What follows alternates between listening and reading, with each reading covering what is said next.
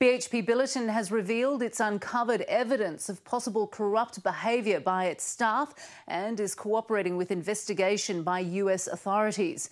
The world's biggest miner is releasing few details about the case, but has stressed it does not involve its operations in China.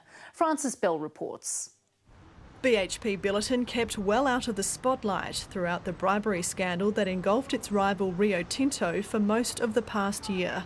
But now it's dealing with a corruption probe of its own. In a news release detailing recent exploration activities, BHP revealed it had received requests for information from the US Securities and Exchange Commission as part of an investigation relating primarily to certain terminated minerals exploration projects. It's understood the request for information was made last August, and BHP then conducted an internal investigation which uncovered evidence regarding possible violations of applicable anti-corruption laws involving interactions with government officials. From the wording of the release, as limited as it was, and presumably a company in the US that somehow or other was disadvantaged, has raised the issue with the SEC. They in turn have inquired of BHP what the background to it is. BHP have been conducting an internal investigation, and that's ongoing. BHP is answerable to the US Securities and Exchange Commission because it's listed in New York. It says the investigation relates to small exploration projects that haven't been active for more than a year, but it's understood they're not in the US. In fact, BHP won't say where the projects are located, except to stress they're not in China. I mean, had it have been China, given the importance of China as a customer for its major bulk commodities, it would probably have a bit more of an impact in terms of the market perception. Corporate governance Professor Thomas Clarke is critical of the lack of detail BHP has provided about the investigation. A sparse footnote in the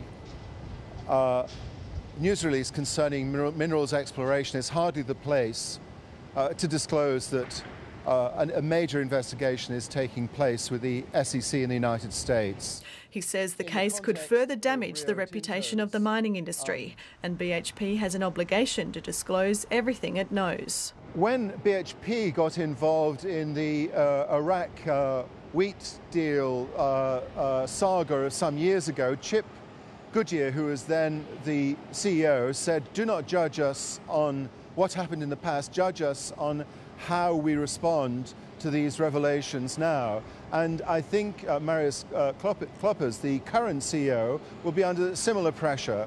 But some analysts are wary of reading too much into the case. When you look at BHP, they've got, as I understand it, it's approximately 40,000 full-time employees and 60,000 contractors. When you've got 100,000 people working for you, then there's bound to be, isolated incidents of something happening. So from that perspective, no, I don't think it'll be damaging. John Robinson says the timing is inconvenient, with BHP and Rio Tinto under regulatory scrutiny for their proposed iron ore joint venture in Western Australia. It's a distraction they could have done without, but I would imagine that particularly regulatory authorities would be able to sort out the differences between what is being considered in their case and this particular incident. The revelation of the corruption probe overshadowed the release of BHP's production figures for the March quarter, which were slightly weaker than expected in most areas. They were a touch lower on the previous quarter, but year on year they were actually up. So copper was down due to Escondida, and also the Roxby had a bit of a problem there with a shaft, which also had implications with their uranium output.